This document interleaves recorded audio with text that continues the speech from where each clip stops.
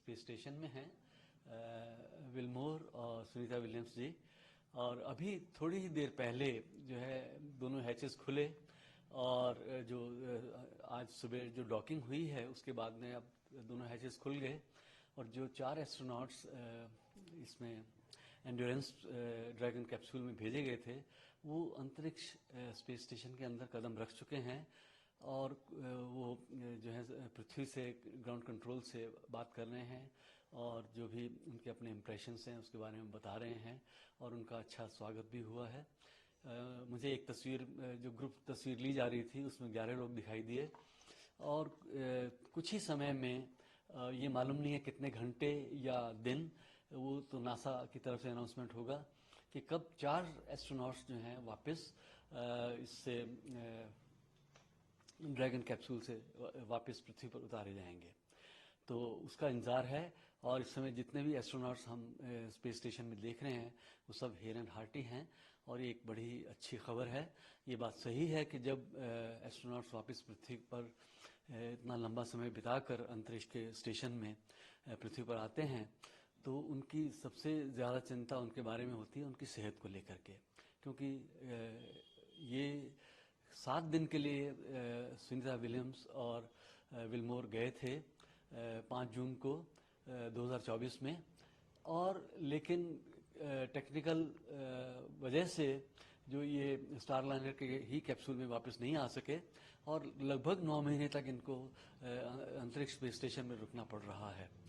तो अब जो है वो समय आ गया है, काफ़ी तैयारियों के बाद ये दोनों अंतरिक्ष यात्री और एक्सपेडिशन 72 के 2 और अंतरिक्ष यात्री पृथ्वी पर जल्दी ही उतारे जाएंगे। वो अपने आप में एक बड़ी पेचीदा प्रोसेस है, तो उसका अब हमको इंतजार है। सर, आपको क्या लगता है उनको जब नीचे लाएंगे तो क्या सब प्रिकॉशन लेना पड़ेगा, क्या सब मुश्किलें उनको? देखिए कि अंतरिक्ष स्पेस स्टेशन में जो भी एस्ट्रोनॉट रहता है, चाहे 1 घंटे के लिए रहे या 1 महीना या 6 महीने, या वो माइक्रोग्रेविटी की हालत में है, यानी कि लगभग वेटलेसनेस की हालत रहती है वहाँ। वेटलेसनेस की हालत में होने से कुछ ही समय के अंदर अंदर हमारी मसल्स के ऊपर उसका प्रभाव पड़ने लगता है, जिसको कि हम मस्कुलर एट्रोफी कहते हैं, क्योंकि हमारी जो शरीर की जो मांसपेशियां हैं वो पृथ्वी के गुरुत्वाकर्षण के खिलाफ काम करती हैं, तभी उनमें एक ताकत रहती है और हमारे शरीर को विभिन्न प्रक्रियाओं से हम गुजरते हैं। हमारा शरीर जो है किसी एक स्थान से दूसरे स्थान पर जाता है या हम जंप करते हैं। एक तो ये मस्कुलर एट्रोफी की समस्या रहती है और इस पर पार पाने के लिए अंतरिक्ष यात्री स्पेस स्टेशन के अंदर ही एक्सरसाइज भी करते हैं। ट्रेडमिल है वहाँ और कई घंटों तक उनको 24 घंटे में एक बार कई घंटों तक उनको ये एक्सरसाइज की उससे गुजरना होता है। अब वहाँ का जो दिन है वो तो करीब 15-16 बार का सूर्योदय है वहाँ, क्योंकि 90 मिनट में स्पेस स्टेशन पृथ्वी का एक चक्कर लगा लेता है, तो 24 घंटे में तो करीब 15 से 16 बार सूर्योदय और सूर्यास्त वो लोग देखते हैं। तो आप समझ सकते हैं कि स्लीप के ऊपर इसका किस प्रकार से प्रभाव पड़ेगा और इतने सीमित स्थान के अंदर वेटलेसनेस की हालत में काम करते हुए वो जब इसका साइकोलॉजी पर क्या प्रभाव पड़ता है। यद्यपि इसके लिए बहुत ट्रेनिंग की ज़रूरत होती है, कई बार कई महीनों से लेकर कई सालों तक ट्रेनिंग होती है, जैसा कि आप गगनयान के मामले में भी आप जान चुके हैं कितने सालों से हमारे अंतरिक्ष यात्री जो है ट्रेनिंग पा रहे हैं और अपने आप को अंतरिक्ष यात्रा के लिए तैयार कर रहे हैं। पृथ्वी पर आने के बाद जो है एक और समस्या रहती है, वो है बोन डेंसिटी की, वो भी धीरे धीरे कम हो जाती है, तो उस लिहाज से भी देखना होता है। तो अंतरिक्ष यात्री जब खासतौर से ये दोनों अंतरिक्ष यात्री पृथ्वी पर आएंगे, सुनीता विलियम्स और बुच विलमोर, जो कि ये इतने लंबे समय तक वहाँ के लिए तैयार नहीं थे, तो एक फ्रेज कही गई है बेबी फूड। इसका मतलब ये है कि जैसे छोटा बच्चा जब पैदा होता है उसने अभी ज़मीन को स्पर्श नहीं किया है, तो उसकी वो जो तलवा है उसकी जो मसल्स हैं वो बहुत ही जो है नाजुक हैं। यही हाल लगभग जो है अंतरिक्ष यात्रियों का इतने लंबे समय तक रहने के कारण हो जाता है। तो उनको कैप्सूल से निकाल कर जो है किस तरीके से ले जाया जाएगा, ये भी जो है अपने आप में एक बहुत पेचीदा प्रोसेस है, जिसकी पहले से बहुत प्लानिंग करनी होती है। और अंतरिक्ष यात्री जब स्पेस स्टेशन में रहते हैं तो वो हर समय जो है वो उनका एक्सपोजर जो है हार्मफुल रेडिएशन के लिए रहता है। यद्यपि हम पृथ्वी पे रहते हैं तो पृथ्वी का वातावरण हमें हार्मफुल रेडिएशन से प्रोटेक्ट करता है। इसके अलावा जो पृथ्वी का चुंबकत्व है वो भी हमारी रक्षा करता है। लेकिन स्पेस स्टेशन जो कि 400 किलोमीटर की ऊंचाई से पृथ्वी की परिक्रमा करता है, वहाँ जो है हमारा डायरेक्ट एक्सपोजर है। तो जो परमिटेड डोसेज है रेडिएशन की एक स्वस्थ व्यक्ति के लिए वो है 1 साइवर्ट इन ए लाइफ। तो ये वहाँ जो 1 मिली साइवर्ट की हम डोसेज हमको करीब 1 साल में या एक साल में मिलती है, अंतरिक्ष यात्रियों को वो प्रतिदिन के हिसाब से मिल जाती है। तो जाहिर है कि वो करीब 1000 दिन से ज़्यादा उनको नहीं रहना चाहिए, क्योंकि फिर जो शरीर के ऊपर जो है उसका विपरीत प्रभाव बहुत ज़्यादा हो जाता है। वैसे भी जो है वैज्ञानिक ये देखते हैं कि किस हद तक अंतरिक्ष यात्री जो वापस आए हैं उनके शरीर पर किस प्रकार का प्रभाव पड़ा है, तो वो देखना होगा। लेकिन हम इस समय जो है आशावान हैं कि हमारे दोनों अंतरिक्ष यात्री जिनको इतना लंबा समय अंतरिक्ष में स्टेशन में बिताना पड़ा, वो शीघ्र ही स्वस्थ अच्छी हालत में ठीक ठाक सकुशल पृथ्वी पर आएंगे और सब लोग एक किस्म से जैसे दिल पर हाथ रख के जो है उनके इंतजार में हैं। तो उनके साथ तो सारी दुनिया की भावनाएं जुड़ी हुई हैं, तो उम्मीद करते हैं कि जल्दी ही हमको अच्छा समाचार मिलेगा। Ready to take what your comments are? So that Yes.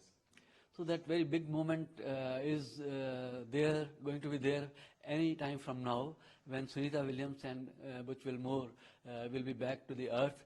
They have spent unusually long time in the space station. It has stretched to 9 months, although they were originally planned to stay there for about a week's time. And for the first time, Boeing Starliner had taken the astronauts up to the International Space Station. However, because of certain technical difficulty with the thrusters, the same capsule could not bring the 2 astronauts back. And to keep so that there is no mishap, although it was very remote, and full precaution was taken so that there is another capsule that will be sent from Earth, and then they will be brought back safely. So finally that moment has come on Falcon 9 rocket. Dragon capsule has already carried 4 astronauts from ground, and 2 of them are NASA's astronauts, and one is JAXA's, and the other is Roscosmos astronaut. So right now, as I was watching, they were taking a group picture. That means not only the docking has successfully taken place, the hatches also have been opened, and then all the astronauts were giving a group picture and also addressing the ground stations. So they all looked very cheerful, and obviously after certain formalities of transferring the command and various other briefs, like what kind of experiments that were going on and that have to be continued. So all that is right now, that process is going on, and hopefully in a short while, as and when NASA announces, the Dragon capsule will bring 4 astronauts back to the Earth. Of them, 2 are Wilmore and Sunita Williams, and there are 2 more astronauts who are already there at the station. So right now the 4 astronauts who have gone there, they are for 6 months rotation there, and hopefully 6 months later the same astronauts will also be back, and then another set of astronauts is taken to the International Space Station. With the return of these 2 astronauts particularly, the great concerns have been there regarding their health, because they have overstayed there by a very unusually large time duration. So we have to see how their bone density levels are, and because of muscular atrophy that starts taking place, to what extent that body strength is able to face the sudden surge in the gravity, because right now they are in the state of weightlessness and microgravity only. But once they arrive and then re-entry takes place, suddenly they will feel the strong force of the gravity of the Earth, and at that time the spacesuit feels like as if it was made of lead, and body endurance has to be sufficiently there to be able to face this sudden surge in the gravity, and then they will be brought back on ground in a prescribed manner. So let's hope all goes well, and very soon NASA will give us the good news. Thank you sir. Sunday कहीं इधर उधर नहीं जा रहे हैं, घर पे रहेंगे? मैं इधर ही हूँ, मैं नहीं जाता हूँ, बहुत कम जाता हूँ। शाम को न्यूज़ नेशन के साथ है इसी पे हाँ इसी पर है। आना पड़े। तो आप ऐसा करो 5 से थोड़ा पहले आ जाइए।